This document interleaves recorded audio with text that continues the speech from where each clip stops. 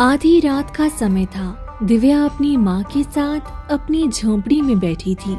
माँ, मुझे शादी नहीं करना। मैं आपको छोड़कर नहीं जाना चाहती हूँ। अगर मैं चली जाऊंगी तो आप कैसे रहेंगी? और मेरे सिवा तो कोई है भी नहीं जो आपका ध्यान रख सके। चिंता मत कर बेटी, मैं किसी तरह अपनी जिंदगी बिता लूंगी, पर इसके लिए मैं तुम्हारी जिंदगी बर्बाद नहीं कर सकती। अब तुम सो जाओ, रात बहुत हो गई है, कल तुम्हारी शादी भी है। इतना कहकर मेघा सोने चली जाती है।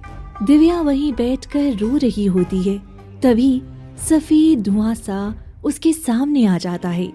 ये क्या सफेद धुआं? कैसे? माँ, ये देखो माँ, यहाँ धुआं कैसे आ रहा है? लेकिन दिव्या की आवाज मेघा तक नहीं पहुँचती और वो सोई ही रहती है। पल भर में अचानक दिव्या उस धुएं में समा जाती है। नहीं नहीं, ऐसा मत करो, मुझे छोड़ दो, मुझे जाने दो। नहीं, मेरी कल शादी है, मैं नहीं जाना चाहती, छोड़ दो मुझे। अचानक तेज रोशनी फैलती है और दिव्या वहाँ से गायब हो जाती है।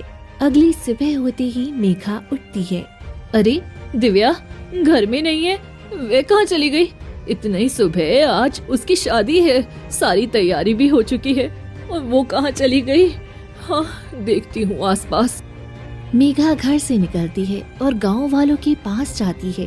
अरे भाई साहब, आपने मेरी बेटी दिव्या को कहीं देखा है? वो कहीं नजर नहीं आ रही है। अरे शायद तेरी बेटी किसी के साथ भाग गई होगी। ये कैसी बातें कर रहे हो? नहीं, मेरी बेटी कहीं नहीं भागेगी, वो दिखाई नहीं दे रही है। बस चिंता हो रही है, आज उसकी शादी है। हाँ, तो शायद वो लड़का उसको पसंद नहीं होगा और उसका किसी के साथ चक्कर चल रहा होगा, इसीलिए वो भाग गई। अब देखो, तुम्हें मेरी बात पर यकीन करना हो तो करो, नहीं तो ना करो, उससे मुझे क्या है। अरे वैसे विष्णु की बेटी भी भाग गई है, तुम्हारी बेटी भी तो उसकी सहेली थी ना? हाँ, बोलो। मेघा कुछ नहीं बोलती और पूरे गांव में खोजती है, पर दिव्या का कोई पता नहीं चलता है। ये क्या, पूरे गांव में पूछ लिया पर कोई नहीं जानता दिव्या कहाँ है। एक काम करती हूँ, जाकर उसके ससुराल वालों से पूछती हूँ, शायद वो उनसे बात करने गई हो। मेघा भागते हुए लड़के वाले के घर पहुँचती है, जहाँ शादी की धूमधाम से तैयारी चल रही होती है। अरे मेघा बहन, आप यहाँ इतनी सुबह? बताइए, सब ठीक तो है? बाराती तो शाम को आने वाले हैं। शोभा बहन, मेरी बेटी आपके पास आई है क्या? क्योंकि मैं पूरे गांव में ढूंढ चुकी हूँ, वह कहीं नहीं दिख रही है। ये कैसी बातें कर रही हो? हमें आज शादी करनी है और आपकी बेटी गायब हो गई है? जरूर किसी के साथ भाग गई होगी। नहीं, मेरी बेटी ऐसी नहीं है, मेरी इज्जत समझती है, कहीं नहीं भाग सकती है। तभी सौरभ वहाँ आ जाता है। क्या हुआ माँ, क्यों परेशान हो रही हो? दिव्या कहीं नहीं मिल रही है, मेघा बहन सब जगह उसे ढूंढ रही हैं। हाँ, तो बस बात साफ हो गई कि वो किसी के साथ भाग गई है और मैं ऐसी लड़की से शादी हरगिज नहीं करूँगा। ये रिश्ता खत्म। नहीं बेटा, ऐसे मत कहो, भगवान के लिए। मेरी बेटी जरूर किसी मुसीबत में है, मैं उसे ढूंढ कर लाऊंगी और फिर शादी कराऊंगी।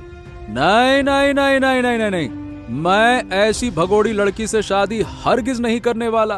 अरे वो किसी लड़के से प्रेम करती होगी और आपने जबरदस्ती उसकी शादी मुझसे करवानी चाहिए होगी, बस इसीलिए वो भाग गई।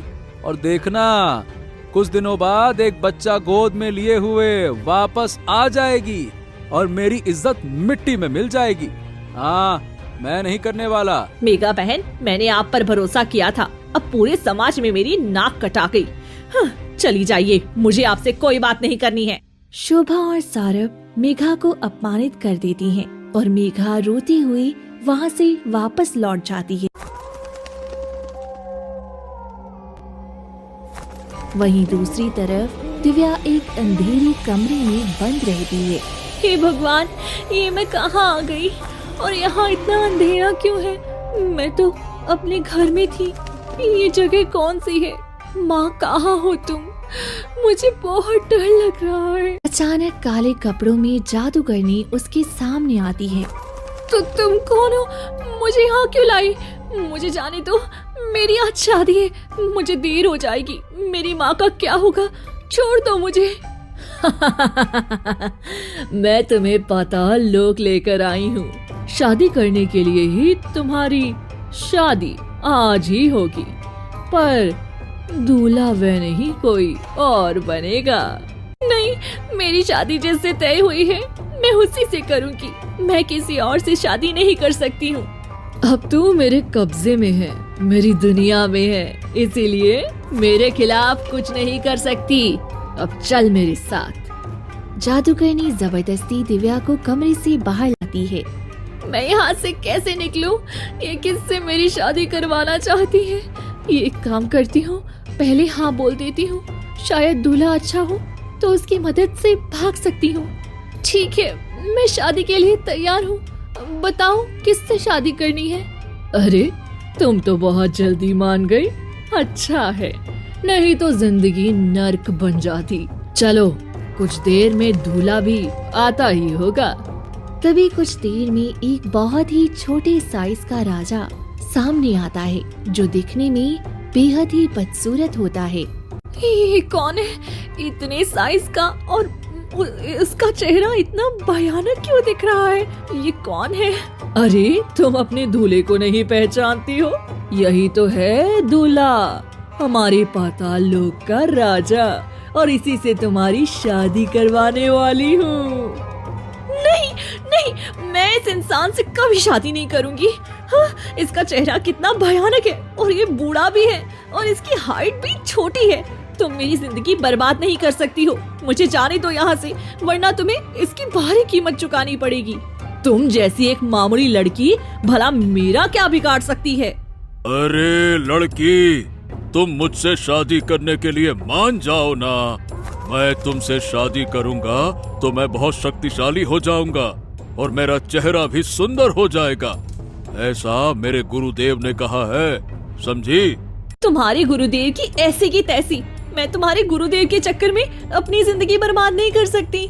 तुम मुझे यहाँ से जाने दो, वरना तेरी जो ये लंबाई छोटी है ना, इतना मारूंगी कि तुम्हारी चटनी यहीं पर बनाकर रख दूंगी। नहीं नहीं नहीं नहीं नहीं नहीं नहीं नहीं। अरे ये किस बला को उठा कर लेकर आई है? ये तो मेरी चटनी बनाने की बात कर रही है। नहीं नहीं नहीं, मुझे ऐसी लड़की से शादी नहीं करना है। इसे जहाँ से लाई हो वहीं वापस रखो। तुम किसी दूसरी लड़की को उठा कर लाओ। जाओ, ले जाओ इसको। तुमने मेरे राजा का मजाक उड़ाया और मेरी शक्ति का अपमान किया है, तो इसकी कीमत चुकानी पड़ेगी। रुक जाओ, अभी बताती हूँ। जादूगरनी अपना जादू करती है और भभूत लेकर दिव्या के ऊपर छिलक देती है, जिससे दिव्या के शरीर के अंदर जलन उठने लगती है। ये क्या? मेरा शरीर के अंदर ये जलन कैसा है? मेरे पेट में ऐसा लग रहा है जैसे आग लग रही है। तुमने क्या किया है मेरे साथ? मैंने तुम्हारे अंदर जलन ज्वाला डाल दिया है, जो पूरा जीवन तुम्हें अंदर से जलाता रहेगा। बाहर से जो भी तुम्हें देखेगा तुम नॉर्मल दिखोगी, और अंदर ही अंदर हमेशा जलती रहोगी, और ये दर्द तुम्हारे साथ हमेशा रहेगा। तुमने मेरे गुरु का अपमान किया है, इसका बदला तो तुम्हें अब पूरी जिंदगी चुकाना पड़ेगा। अब जाओ यहाँ से, तू अब मेरे किसी काम की नहीं रही। इतने में तेज रोशनी होती है और जादूगरनी दिव्या को वहाँ से लेकर एक पहाड़ी गांव में फेंक देती है। तभी दिव्या जमीन पर गिरते ही दर्द से चिल्ला उठती है। ये क्या हो रहा है मेरे साथ? मेरे शरीर में इतना जलन क्यों हो रहा है? हे भगवान, मैं क्या करूं? मैं कहाँ जाऊं? मुझे कुछ समझ में नहीं आ रहा है। इतने में वहाँ गांव वालों की भीड़ इकट्ठी हो जाती है। आहा अरे ये कौन लड़की है? आज से पहले तो कभी इसे अपने गांव में नहीं देखा। अरे राम, ये क्या?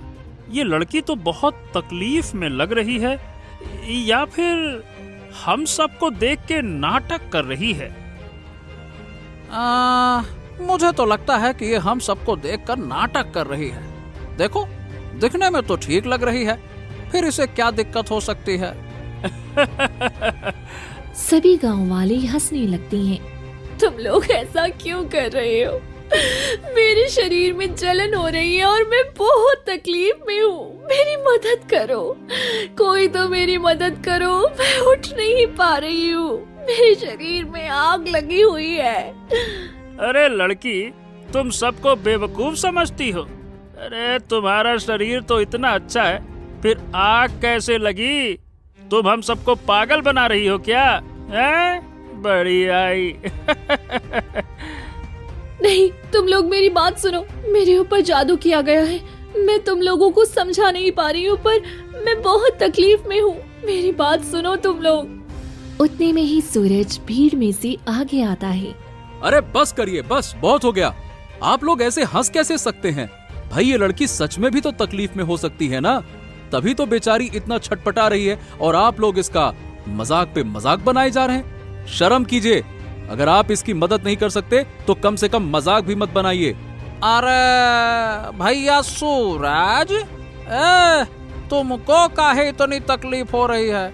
और इतनी ही समस्या है तो एक काम करो, अपने घर ले जाओ और मन लगाकर इसकी सेवा करो। कौन रोक रखा है तुम्हें? ले जाओ। हाँ हाँ, क्यों नहीं ले जाऊंगा। मैं तुम लोगों की तरह बेशर्म नहीं हूँ जो इसे यहीं तड़पने के लिए छोड़ दूंगा। तुम सब पत्थर दिल हो, मैं नहीं। सूरज दिव्या के पास जाता है। तुम ठीक हो? क्या तकलीफ है तुम्हें? बताओ, मैं तुम्हारी मदद करूंगा। बताओ।